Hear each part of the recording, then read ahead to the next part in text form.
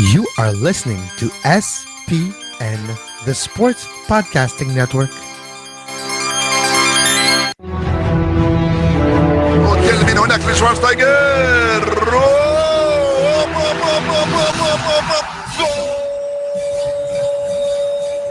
pegarle Ronaldinho Gaucho.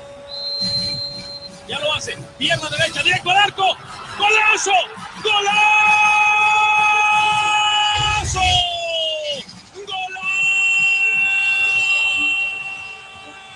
¡Golazo! ¡Golazo! This is Soccer Today, live on SPN Radio, your new live show about the beautiful game in all its glory, with Duane, Rollins and Kevin Laramee. MLS, EPL, La Liga, Champions League, all is fair game.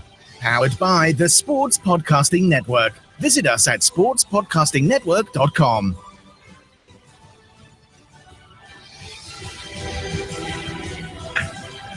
Rule Britannia. Britannia rule the waves. Britons never, never, never shall be slaves. Kevin, how you doing? I am doing great. I've been up quite earlier than usually, Duane, today to watch the entirety of this home nation derby. And what a game. Not necessarily the highest level of soccer we've seen. It was chippy. It was dirty. But at the end, England won, and it didn't look like it for 90 minutes. Yeah. Exactly. But at the end of the day, Duane, just for you, they decided to score. And who else but Jamie Vardy? The story continues, Duane. Yeah. Well, and we also had Raheem Sterling with the winning goal, Manchester City. There you go, Kevin. I think Wales' problem. I've broken this down. This is hashtag analysis coming up here. Wales' problem is that they don't have enough Llewellyns. How do you have a Welsh team without a single Llewellyn on it? Every Welsh person I've ever known in my life's named Llewellyn. So how do you not have one Llewellyn on your team? That's the problem. That's what I've come down. Hashtag analysis. Makes a lot of sense.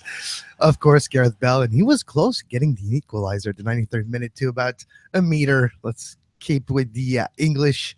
Actually, no, it'd be a couple of foot. So maybe 3 feet wide right. But England with the win, Duane. Yeah, look, it looked a little dicey there for a second. And I mean, when they're down, it's not like the best third place finisher stuff keeps everyone in this tournament right to the third game. But I don't think England really wanted to go in on 1 point. So here they are on 4 now, which will likely, as we said yesterday, if you look at the math of this, will likely put them through into the round of 16. So now they control their destiny. If they win their final game, they will advance as group winners, which will give them a higher seed, which is obviously important. And I think that's something we're all stuck up on, who's going to advance, that we sometimes forget who's going to win the groups. It matters too. Speaking of that, Kevin, we don't have a lot of time for you and I to have conversations today because we have 2 guests booked for the show. So it'll be a very packed edition. We'll have some Copa talk. We'll have some Euro talk. We'll talk specifically about this game with Fudge later. Tom Marshall from ESPN is joining us. You all know him from many shows around the world to talk about Mexico a little bit later. I wanted to ask you about France, though. Was that impressive or was that dicey? I wasn't sure. I still don't know after a night's sleep. Well, there's no easy game. Even Albania or Romania, we talked about Euro 24 and how we thought it was going to dilute the competition. Well, let's face it. Maybe we hype good teams too much and we overlook lower team too much. The gap is not that big. And at that level, when players really go all out and leave everything on the pitch, it bridges that gap and it makes for interesting games. It makes for a hard-fought game. Every single duel, there's a second, third effort, but it's not there in the regular club play. So, the gap is not that big and it's hard to win games. That's what I'm taking of this France-Albania game. At the end of the day, cream rises to the top.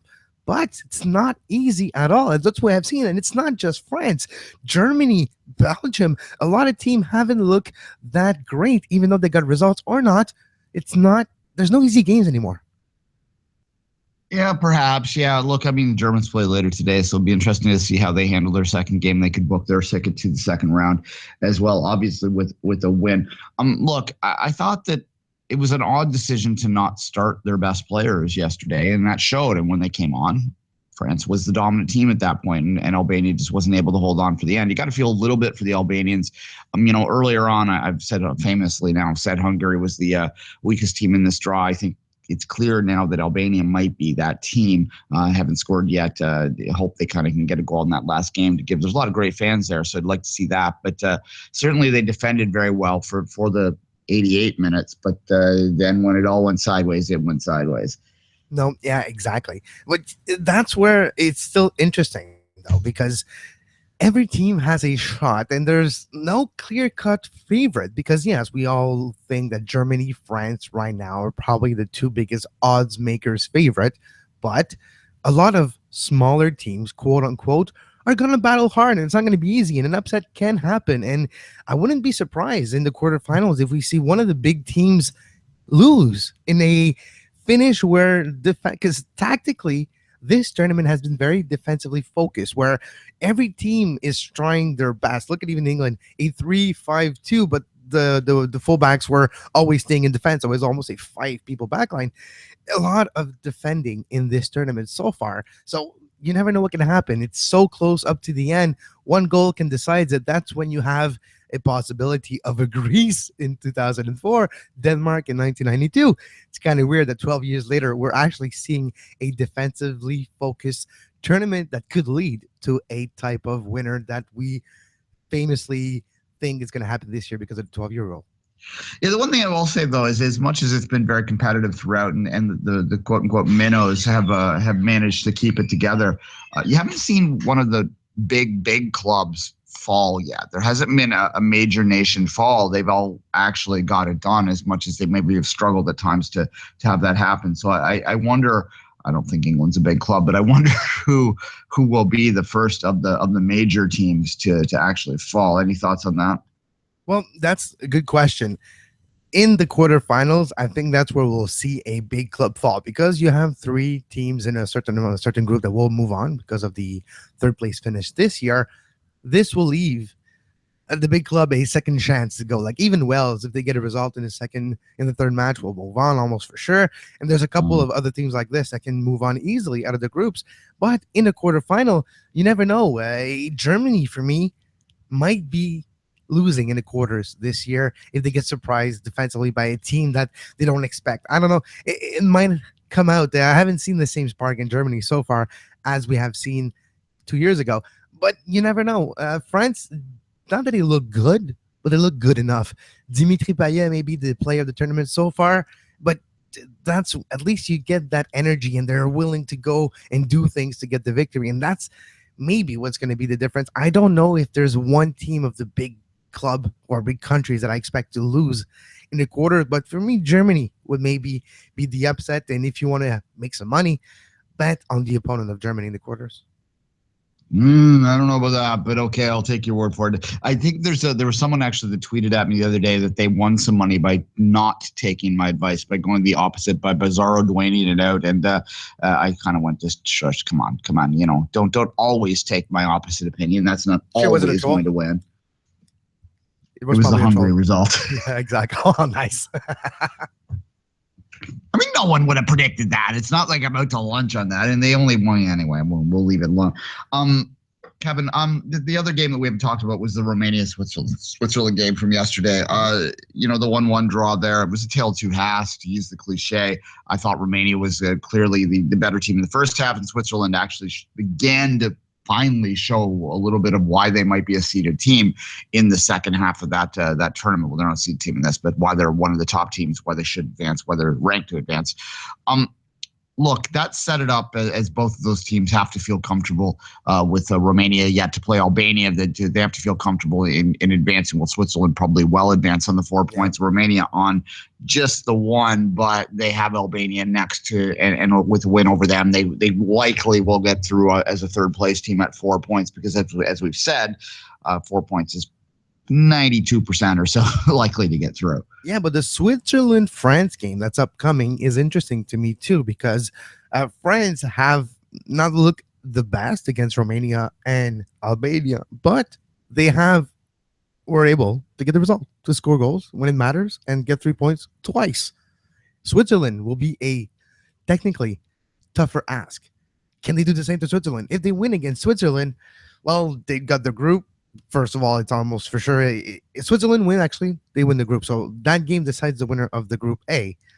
France, if they want to have an easier road to the final, quote unquote, needs to win that game or to draw that game. Switzerland needs to win. Otherwise, it could get complicated because if they finish second, they go on the other side. It could face Germany or a Belgium or another like Italy if they win the group. So that could be very dangerous for a team like Switzerland if they want to have aspirations to go further than just their quarters. Everyone remembers how 1998 ended, Kevin, but I don't think as many people remember exactly the ride to the final for France in 98. They never really looked dominant in that tournament despite being at home. They consistently won, but there was something about that team that made them not necessarily jump out as a team that you thought absolutely was going to win it. In fact, I remember all the way through thinking, okay, this is the game that they lose. Okay, this is the game that they lose. Okay, and they never happened. In fact, the final was their most dominant performance of the tournament. So they kind of remind me of that a little bit here, how they're sort of building into this tournament and how they might, as long as you don't lose, you're fine. So I wouldn't count France out as one of the favorites yet, despite the fact that they haven't really jumped up and grabbed a game by the whats yet. No, exactly. And what's been interesting in this tournament so far, as much as I talked about how defensively it's been a tactically defensively type of tournament, look at the goals. The goals have been high quality goals, high skill level goals that were scored by players using their unique and high level skill set to score goals in the majority of goals. From Amchik to Bell to Dyer to all great technical goals and Dimitri Payet. And those moments of brilliance can happen a lot for France because they do have unique talent like a Dimitri Payet who can curl the ball almost like Roberto Carlos back in the 90s. That is what Dimitri Payet can do, and we have seen that so far. Golden Boot leader in this tournament. But for Payet and the rest of the French team, they need to defensively stay strong like they have been outside of 1 or 2 laps defensively, which cost them goals. And to rely again on those moments of brilliance that will happen. They'll have a couple of occasions, and they have taken them so far. Sometimes it's making the pressure late in games. We have seen that happen twice for France. But hey, if this is what needs to be, that's what needs to be. And Didier Deschamps mentioned after the game that, look, Switzerland is going to be the toughest game. We're glad that we're already having the 2 victories and the 2-3 points because we're assured to get out of the group. Now it's bonus and we're going to try to fight for the win, but Switzerland is not going to be easy. And I have to agree with them. Exactly. All right, let's quickly turn for the last couple minutes of this segment just to talk about the U.S. Open Cup last night. So 13 of 16 teams in the next round will be in for Major League Soccer. So this is a tournament that continues to really be minnow-proof in many ways. It's been since 1999, since the Rochester Rhinos won it. I would have to think that it's going to be a big ask for any team that's not from the top flight to get through and win this tournament at any point. Real quick, the scores from last night. Philadelphia beat Harrisburg 3-2. A lot of close games, but nonetheless, the MLS teams did end up winning out. Orlando beat Jacksonville 1-0. Columbus with a 4-0 victory over the Tampa Bay Rowdies. That was the one big blowout of the night. The Red Bulls beat Rochester 1-0. The Revolution beat Carolina 1-0. Minnesota's out. They lost 2-1 to Sporting Kansas City. Indy 11 is also out, the champions of the spring. Their miracle could not continue into the U.S. Open Cup, although they did take Chicago to a shootout, and that's kind of got to be disappointing. 4-3 they lost in the shootout after a 1-1 draw throughout the game. Dallas, they're through on a shootout over OKC Energy. Ooh. To go to a shootout with the USL team is not ideal, guys, but nonetheless, they're through. 4 more results. We have the 2. Houston beat San Antonio 4-0, so that's a big blowout there too. And Seattle over Kitsap Pumas 2-0. The 2 upsets, Kevin. You ready for them?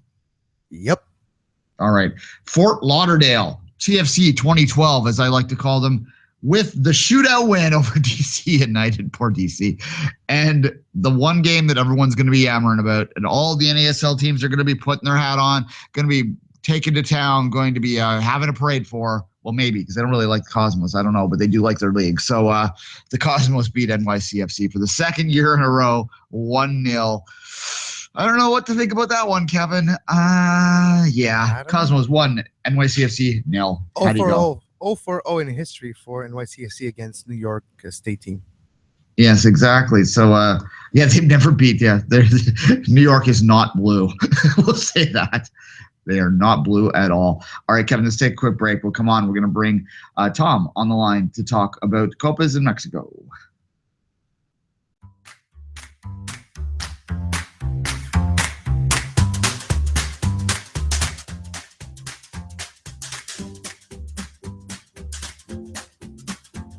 You are listening to Soccer Today, live on SPN Radio.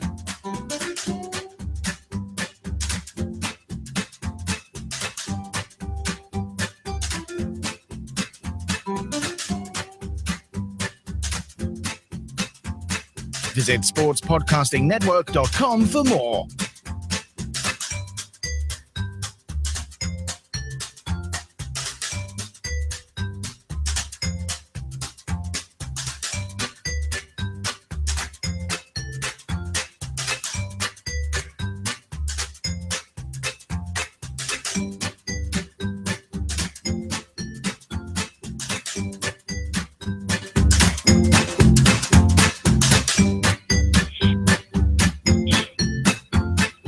And we are back on Soccer Today. It's with great pleasure that we welcome Tom Marshall live from the Copa of ESPN. Tom, how you doing today?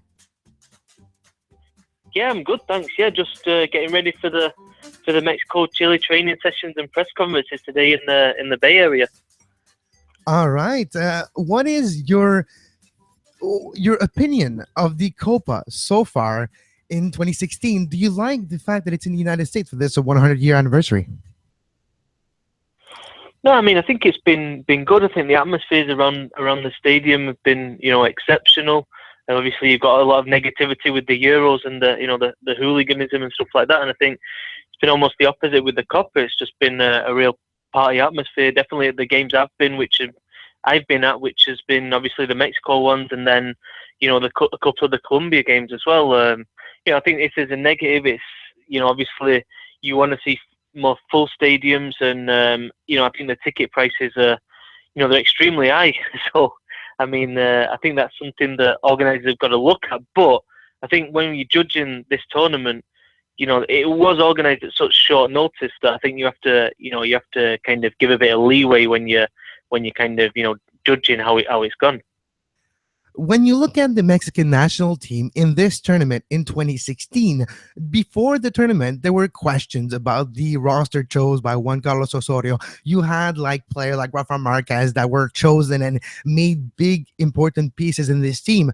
So far, so good. What's your overall thought on the Mexican national team in the Copa? Yeah, I think overall it's job done. I mean, the important thing was to top that group, because we pretty much knew that, Argentina would get the job done in Group D, and Mexico really didn't want to face Argentina at the quarterfinal stage, because Argentina usually beats Mexico in major tournaments. So yeah, I mean, job done there. I mean, I think that in general it's been very positive. I think there's question marks kind of defensively. I think there's question marks about defending set pieces from Mexico's point of view. And I think that, this game now against Chile, and then potentially, a semi-final against Colombia and Peru. I mean, these are the games that, the Mexico will be judged on.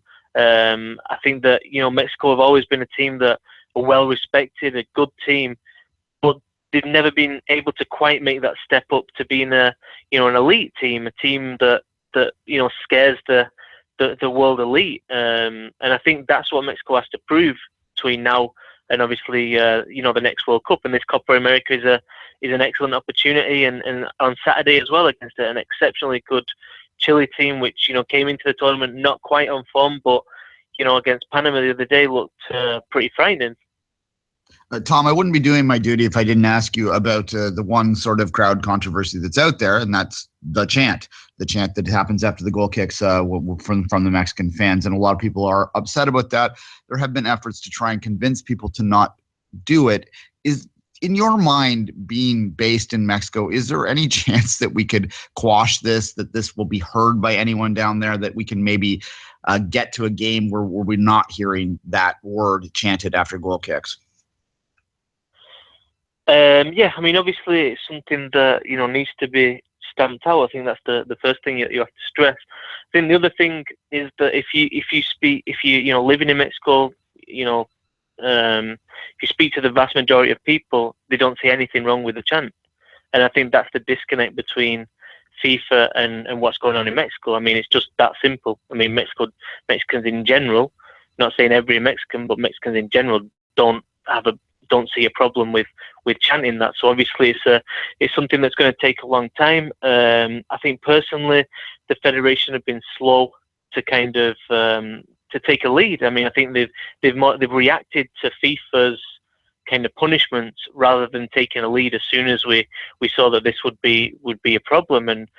And yeah, I think they're now chasing. Obviously, as soon as when FIFA fined them first time round, I think late last year, it was the Mexican Federation kind of did abrazados por el fútbol, which is kind of embraced by football, but he didn't really tackle the problem, which is the chant.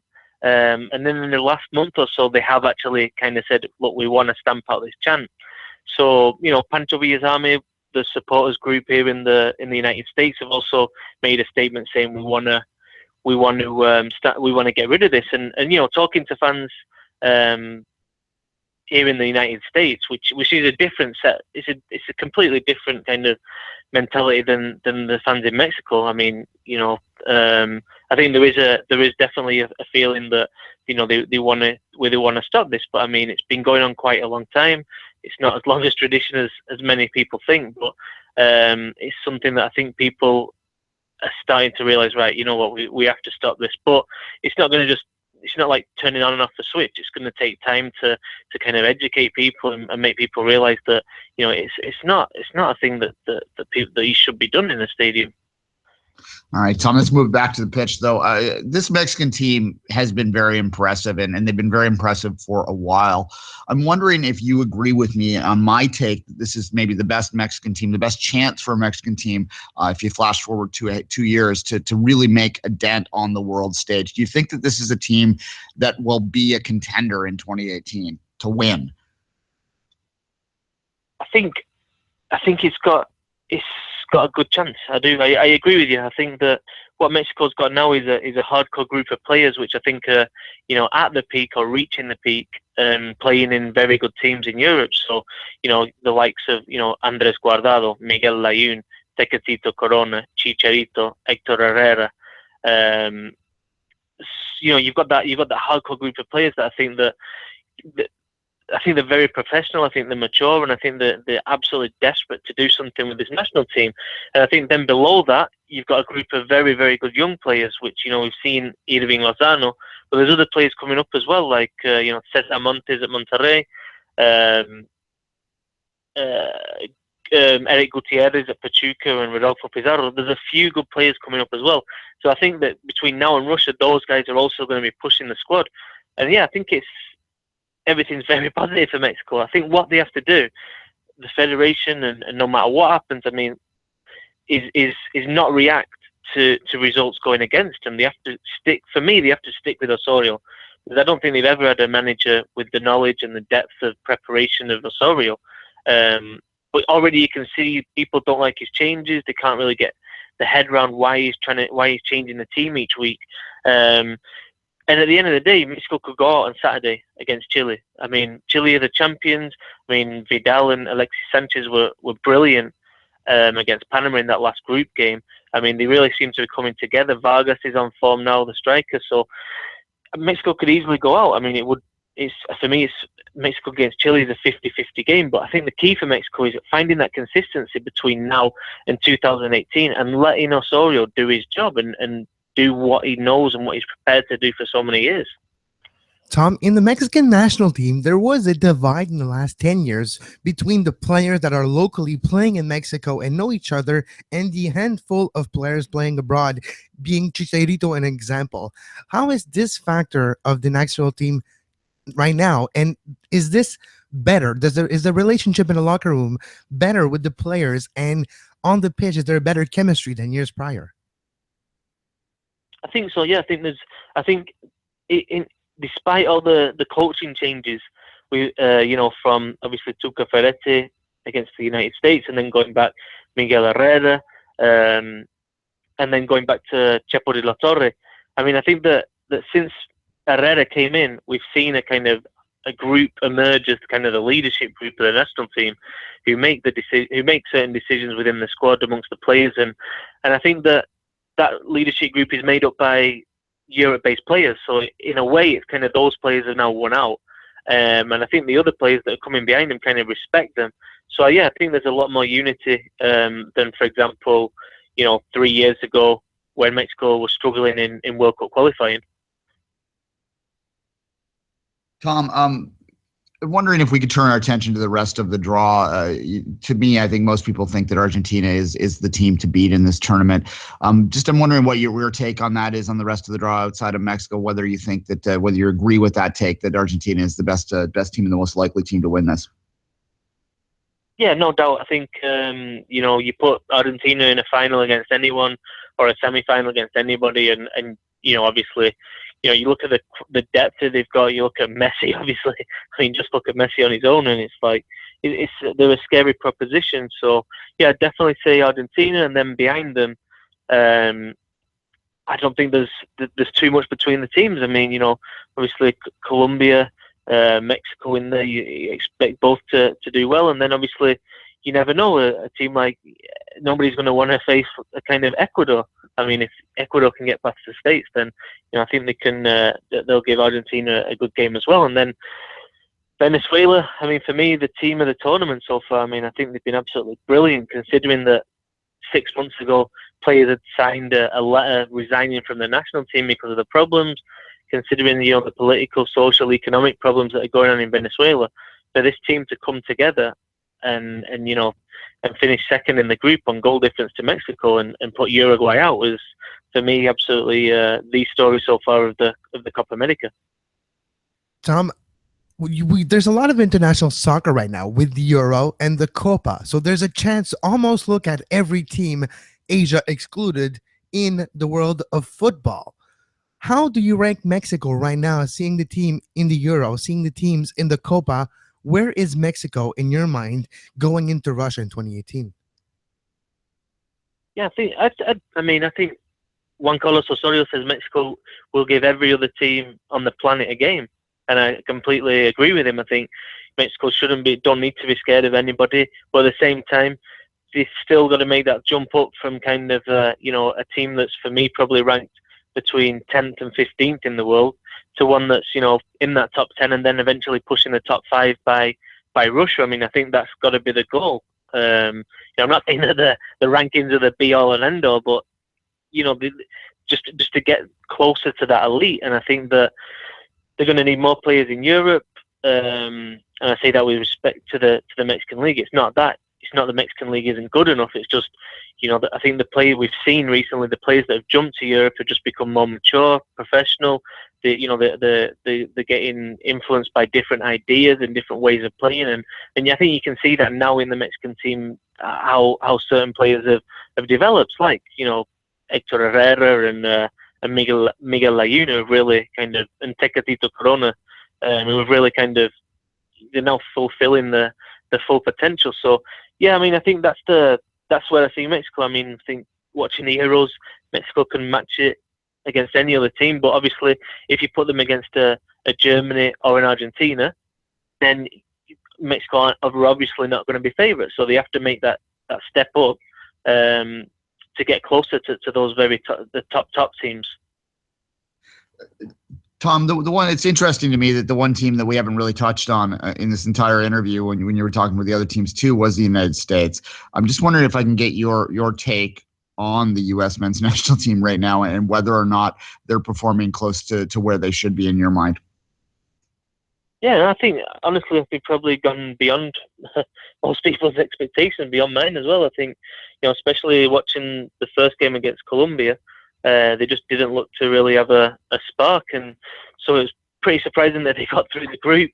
And now, obviously, the draws kind of looks really good for them. I mean, I'm a fan of this Ecuador team. I really think they're a good team. But they're playing in Seattle. The US fans should their influence should be felt there. But yeah, I mean, at the end of the day, I know Klinsmann gets a lot of criticism and stuff like that, but I don't know. I mean, how many players from the United States would get in, a team playing in the Champions League semi-final? I mean, I don't see that there is that quality in the United States right now.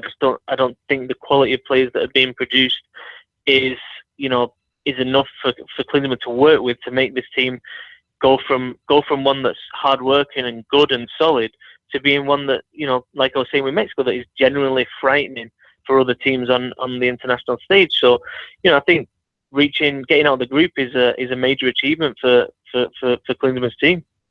Yeah, there is that debate within U.S. circles of whether it's Klinsmann's fault that they're not thriving as much as they have in the past, or whether it's a product of the talent base. It sounds like you fall more on the talent base side of that debate. Did you think Klinsmann's doing a decent job overall, in your opinion? I think he's doing okay. I mean, obviously, he was hired to do better than okay, And I mean, would Bradley have done any worse? Probably not. But I mean, I think that the changes that Klinsmann made at youth level, obviously, that's going to be judged further down the line. But I think right now, just taking an example, you look at the US 11 right now, and look at the Mexico 11, and how many of those US players, I know it's a simple analysis, but how many of those US players would get in the Mexico team? And I'd argue that there'd only be, a few. I mean, I don't think there'd be many. I just don't, I think they're still doing quite a lot with what they've got. All right, Tom Marshall from ESPN. Anything going on that you want to promote before we say goodbye? No, just, ESPN FC, obviously following the Mexico team around, so, check that out, the Mexico page over there for day-to-day coverage of everything that's going on with L3. All right, cool. Thanks, Dom, for taking some time today. No, thanks for the invitation. Appreciate it. Thank you, Tom. We'll be right back after the break.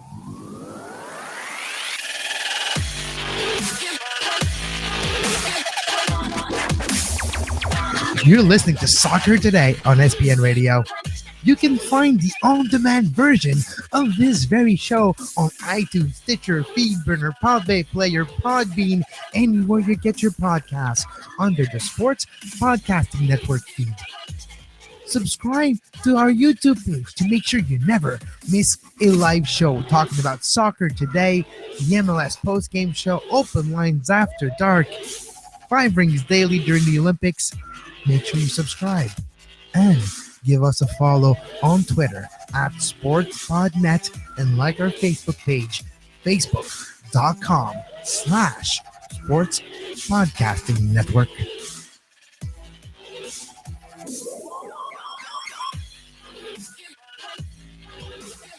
Welcome back to Soccer Today. Joining us right now live from Vancouver of goal, Simon Fudge. Simon, how are you doing this early morning in Vancouver? I'm doing well. How are you? I am doing pretty well. I guess you're doing pretty good because of, winning goal by Vardy, right? I was pretty much watching that as a neutral myself. So it was, I think, something where I was able to probably watch it very objectively today. And just a good old battle between two British home nations, of which we just don't get to see enough of. And it does make you wonder a little bit if they should bring back the Home Nations Championship towards the end of every season in the UK, because it's a lot of fun to watch these teams take each other on. It reminds me of Euro 96 when England played Scotland at Wembley, and the great goal by Gascoigne to take England to victory then. And but even then, you had a sort of a soft spot as well for Scotland to do well. So interesting game today, but the right team won. And they made their dominance count only just in the end. But they get the result that they needed. But in terms of what we see from both these teams through the rest of the tournament is where really I think the questions lie now. Simon, I'm wondering, now that we've seen every team play, we've seen the big clubs play a couple times in some cases, just what your take is, just in a general way, of who's been most impressive this first week. Well, a little bit difficult because obviously the majority of teams at this point have only played one game. But God, I got to take my my dark horse Iceland. Boy, they were great to get that point against Portugal. I mean, they've been a bit like Wales in the sense that, you know, in their one game they did a lot of defending, and Wales did effectively show a lot of that through their two games. But they've been really impressive to me to go and get that point, and I think they've got every chance of coming out of that group. That they will be tricky games. I have to say that Hungary were very impressive in beating Austria. You know, the more I looked at it in terms of their result against Austria, it really was an upset. If you looked at the two sets of players on the field, I mean, the Austrian side has got more high-profile players in it, and you know, they will have been very disappointed to lose what was called the Habsburg Derby, from what I understand. Croatia, very good. They had to win their game against Turkey, I think, because you know, it's going to be tricky for them to get out of a group that's also got Czech Republic and Spain. I'd keep an eye on the Croatians. You know, my dad right now is actually in Croatia, and there's a lot of excitement around them. They really do feel that they think Croatia can get very far in the tournament.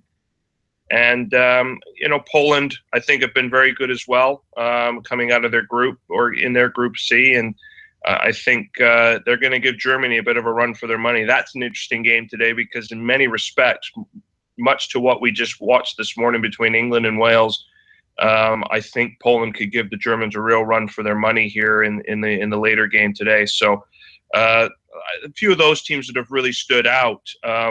But, you know, it's almost like I'm a little bit hesitant to want to sort of really pick this team and that team until they've all played two games.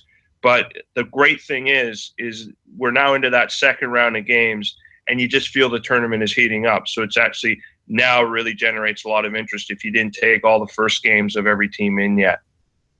All right. One thing that is a talking point right now is the 24-team format, and obviously we were all curious to see how this would play out in the game. And I wonder whether it's we're really now seeing the one place that it has taken away, and that's that battle to get to the knockout round with those third-place finishers. I'm just wondering what your overall take is on 24 teams in this tournament, and whether you think that having those third-place finishers is maybe taking a little away from the group stage right now.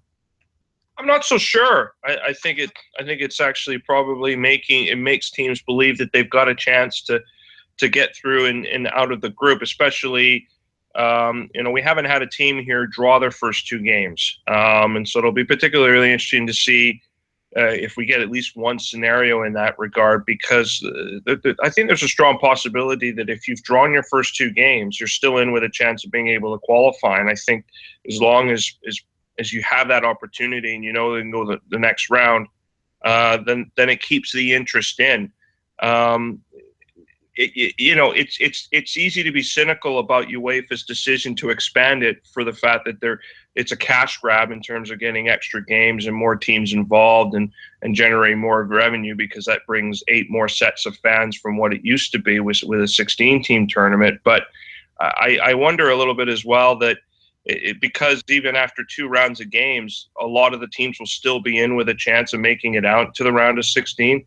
It just generates that much more interest. It'll be particularly interesting to see how, you know, worldwide television numbers on all of the group games through that, because of the fact that if every game that you watch has got, you know, it involves a team that's still got a chance of being in the knockout stage, even after they've played 2 games. So you almost have to kind of look at it from a glass half full perspective, because, you know, it offers, I think, the chance for teams that you know would certainly be on the outside looking in if you're having to be top 2 out of a group in a 16-team or a 32-team format.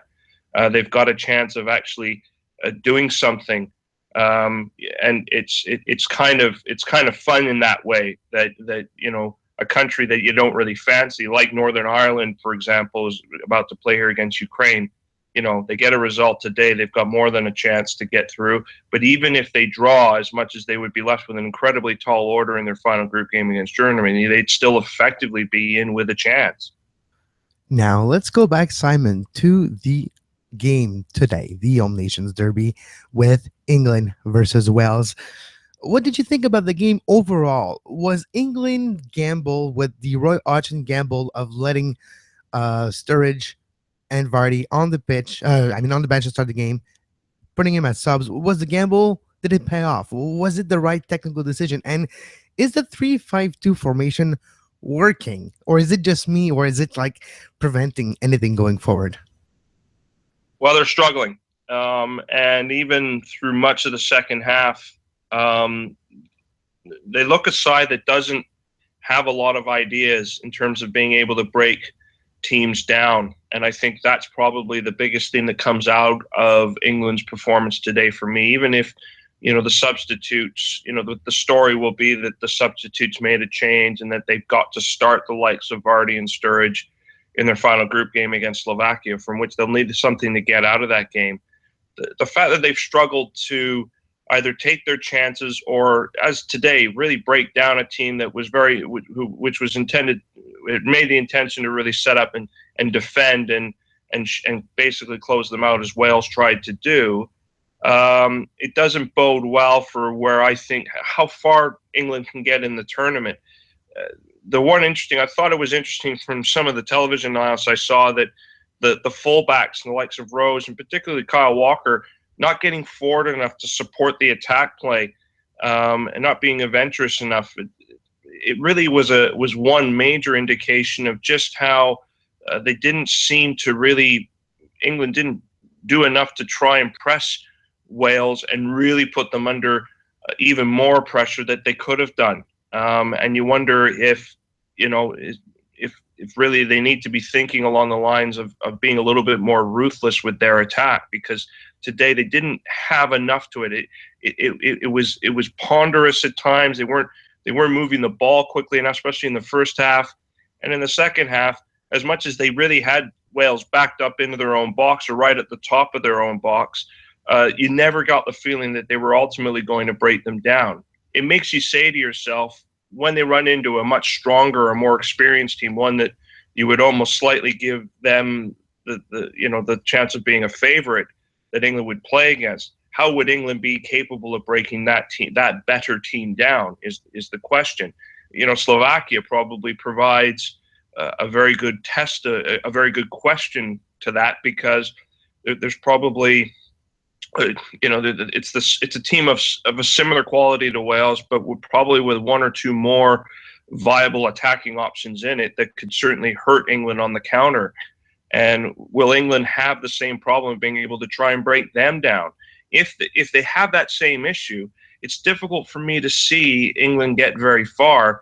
Whatever the combination is, it may very well be that playing Sturridge and Vardy now has to become the solution to that, because they're just today the struggle that they had was trying to break down the Welsh and the way that they were set up to keep them out defensively.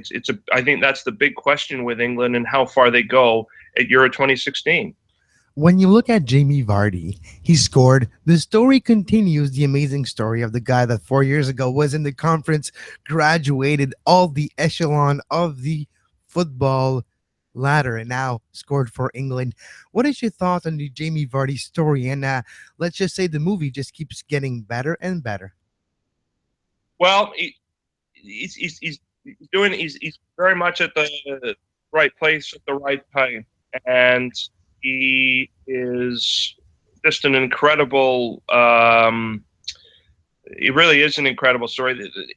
He's a player that's just basically making the most of every opportunity that he gets, which means he's not playing with any amount of pressure. It's probably been almost in his best interest that he's been on the bench through these first two games, because it's kind of allowed for him not to have to take the burden of responsibility on his shoulders as a starter. And the big problem when you play for England is just the level of expectation in terms of what you're expected to do and what criticism will come your way if you don't is pretty heavy. And I think for him it's almost been to his advantage that he hasn't actually started any games, these two games. But I think most likely he will start against Slovakia. But he'll do so in feeling very confident with England in a much better position in the group than they were before going into today, and maybe we'll have the chance to see the best of him. Can he forge a really good partnership with Sturridge, for example, and they can sort of try and open teams up? I mean, the way they created that winning goal was very much between Sturridge and Vardy were very much in on that. So I think there's going to be a large call for that, and I think it's a good position for him to be in, because he's probably now going to get his opportunity to go and really cement his place in the group, by going out there starting. If he can put in a performance against Slovakia, that takes them through to the knockout stage, and then he could put himself in a position to be a lock-in when their chips are really down and they've really got to take care of business once they're in the round of 16. Simon, I'm wondering if I can get your take on France. They're a team that are confounding me. They kind of remind me of the 98 team in the sense that they haven't looked particularly impressive at times, but yet here we are. They're 1-2 in a row. Well, what is your take on France? Well, they've been able to just get away with it at this moment in time. I still wonder in the back of my mind if, without having Benzema, and if they are missing a little bit of that cutting edge that they're going to still need at that critical juncture in the knockout stages. I think it's just been the fact that as hosts, they've had a lot of challenges. Their manager let them down for me against Albania. He, by not playing Pogba and I think Griezmann in this game yesterday, they kind of put themselves almost behind the eight ball. And I think if any manager deserves a bit of a clip around the ear for his decisions, I think Didier Deschamps does for what he tried to do yesterday. He totally underestimated Albania's ability to defend and hold France out. And it almost backfired on him, but they got away with it, and they've got 2 wins out of 2. And I don't think he'll make that same mistake again. Certainly not against Switzerland, because now the focus has obviously got to be on winning the group and getting the most favorable round of 16 matchup that they can get. There's enough games in this tournament that they can still have a chance to grow into it. And the fact that they've been able to get 2 wins out of 2 without actually having been at their best, it just makes you wonder a little bit that, by the time they play the Swiss, are they going to really start to get going? They're really going to get to the top. Again, much I think like England and with Roy Hodgson, I think Deschamps got to settle on what his starting 11 is, and he's got to do it by this game against Switzerland, because it's now or never territory for the French in terms of how they're going to set their stall out. And you've got to sort of say, if there's some partnerships that can be forged and there is some chemistry there being created, you don't tinker with that, not in a tournament format. And they are a strange side to watch at this moment in time in terms of the way that they kind of go about things. But I think they have every chance of putting themselves right and being really one of the strong favorites for this tournament. And we might have yet to see the best of them in Euro 2016. Speaking of strong favorites, Simon, we were wondering earlier which one of the strong favorite will be the first one to fall in the knockout stage. What is your opinion in the big teams maybe that are going to fall early, maybe an upset in the quarters? Is there a team that could lose in the quarters that we're not expecting them to? Well, I wonder if Portugal is going to have a short campaign, because I think they're going to have their hands. I wonder if they're going to have a difficult time even getting out of Group F, because the way they struggled to really break Iceland down. They're going up against a couple of teams here in Austria and Hungary that could really give them a lot of problems. And if they do somehow get out of the group, do they see their time in the tournament end up quite shortly? I wonder a little bit with Belgium, because we keep waiting to see if they're going to get off and running here. And yet, Italy really did put them in their place when they beat them. And now they're facing two very difficult games that will test their credentials in the Irish and the Swedes. Is that a team that could be the one that really ends up disappointing all of us in the end? It's I do wonder about them a little bit. It's still a little bit early, because as I said to Duane, we haven't had everybody sort of play two games yet, and so we have to kind of wait and see. But I do wonder a little bit about Belgium and Portugal right now, if they may find themselves on the outside looking in, shorter rather than later. Simon, let's turn it the other way and ask you what unfavored team that's really impressed you so far? Well, Iceland right up at the top, but I'd have to give a very strong honorable mention to Hungary as well. I think some of the football that Hungary played in that game against Austria was very impressive, and I think makes Group F a very interesting group to watch.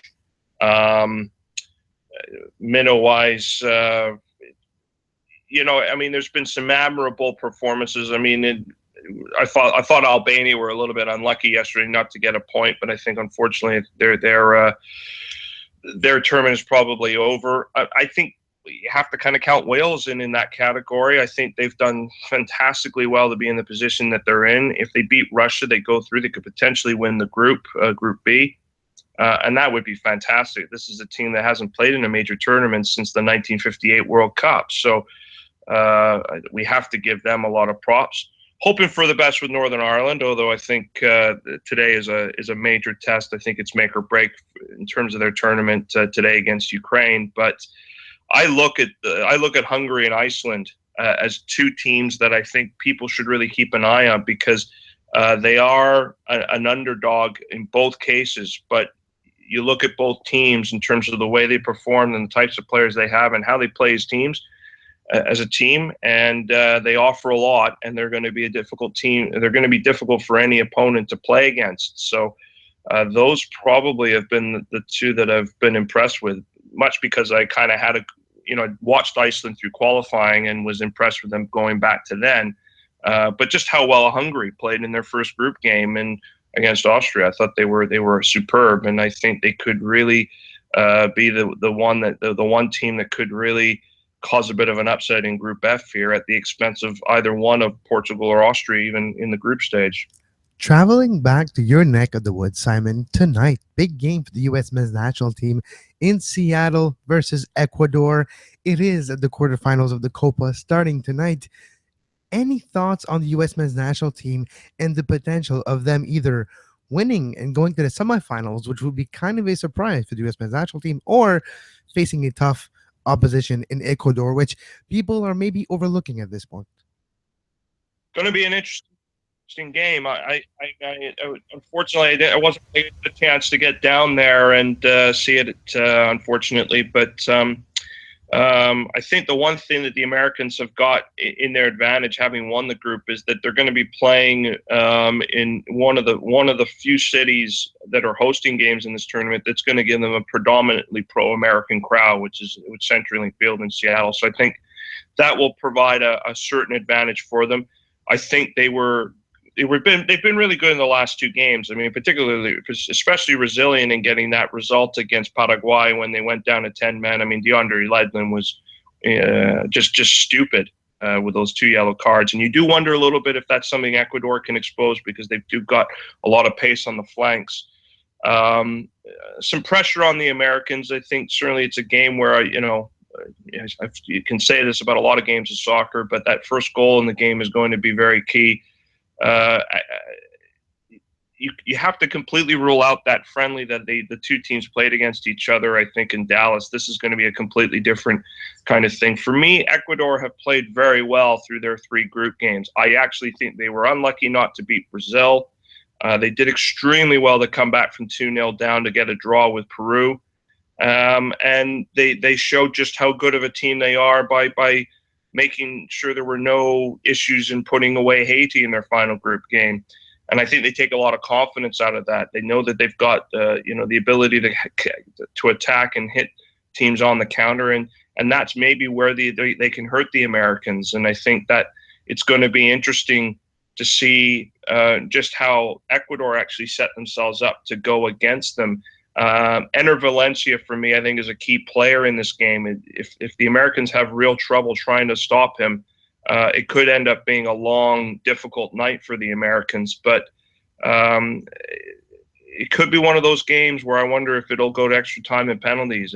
But it'll make for intriguing viewing, because we know full well that there's going to be a great atmosphere down there in Seattle. And naturally, you think right now it's going to spur on the Americans to a victory. But I think they're going to have their hands full. I think Ecuador will show up and give them everything that they can handle for sure. Simon, let's turn at 180 for the final question today and talk about the Canadian Championship next week, the Voyageurs Cup, Vancouver versus Toronto. Any insight on how the Whitecaps are going to approach that two-game tie, particularly that first leg in Toronto next week? Well, they're probably going to use the three guys they can't use this weekend in MLS, which would be Kendall Waston, Pedro Morales, and Octavio Rivero. I'd have to think probably because of their suspension from the game against New England on Saturday, they're most likely going to get a chance to start in that game against TFC.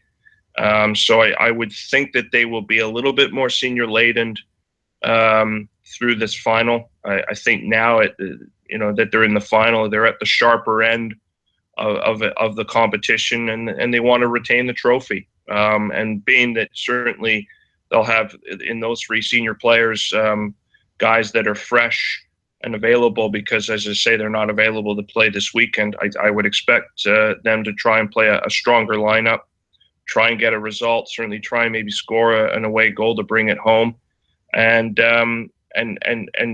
take it certainly more seriously. I think they'll still try and maybe use a younger player or two if they can. They might certainly use. I'm not sure if they'll start Alphonso Davis in that first leg, but certainly maybe use him off the bench. I do wonder if Tornaghi, the goalkeeper, the backup goalkeeper, will get a start in the game. I mean, I thought he was very good in the second leg against Ottawa. So I think he deserves probably a chance to play in that first leg. So it'll be a bit mixed up again from what they would normally put out as a starting 11, or they like to try and put out as a starting 11 in MLS. But it'll be a bit of a mix. So I would almost expect that a little bit from both teams, because I mean they're close. They're so close now to lifting a trophy. You don't turn away the opportunity of lifting silverware at any point when you're a side that's aiming to obviously win trophies. All right, Simon, the national anthems are playing here on the Euro game. We'd like to get people out in time to watch that game, so we will say goodbye to you, and we'll say goodbye to everyone for this edition of Soccer Today. You were listening to SPN, the Sports Podcasting Network. Visit us, sportspodcastingnetwork.com.